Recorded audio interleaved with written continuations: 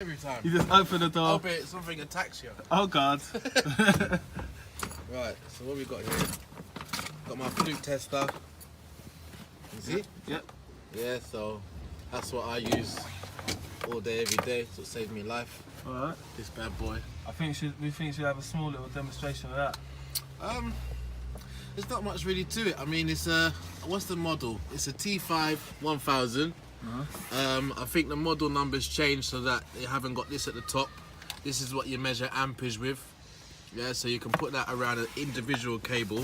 So like, you put this not around here, you'd have to put it around the actual brown itself going into the fuse board or into the accessory, and it will tell you how much voltage is being taken, and then you can sort of determine whether it's too much or all that type of thing.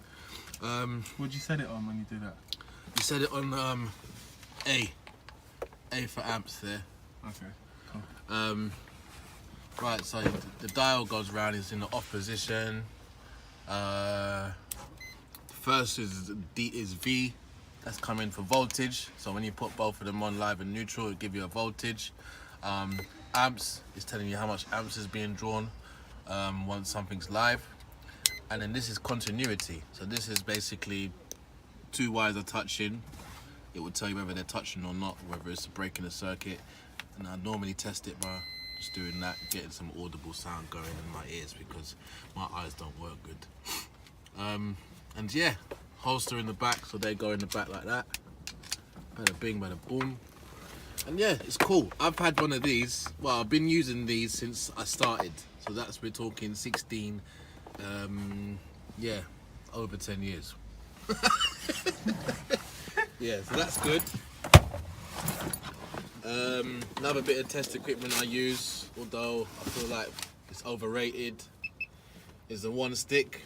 They call it a one stick voltage pen, light 'em up. I've heard so many names, but yeah, this basically just allows me to see whether something's live or not. It goes beep when something's live, and it goes continuously red. And when it's flashing red, it means it's on, but it's not reading no electric. So that's my first point of call before this bad boy comes out. That's that. That's my wearer screwdrivers, what I was talking about. But I also just have one normal terminal, CK, just so that I don't have to get these all the time. So that's one thing I would advise, because yeah. What else have I got?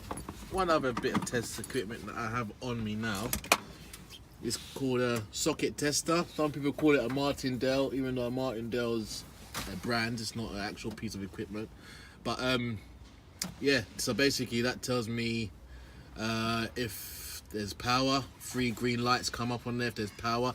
To be honest with you, it's made by Q-Tech, and it's got the different codes there. So once you plug it in, if something's live, it will flash up with 3 green lights if it's okay, and if it's not okay, then there's various sort of settings there what it will flash up and it indicates. So some of them are you got live and earth reverse, you got live and neutral reverse, you got neutral fault, and you got earth fault, and you got live fault. So no lights means a live fault. 2 lights on the left hand side is an earth fault. 2 lights on the right hand side is a neutral fault. And generally, loose connections, that type of thing, you'll pick it up with this initially as well. So before this comes out, these two, I try with these two first, because generally you sort of can suss it out. So that's the test stuff.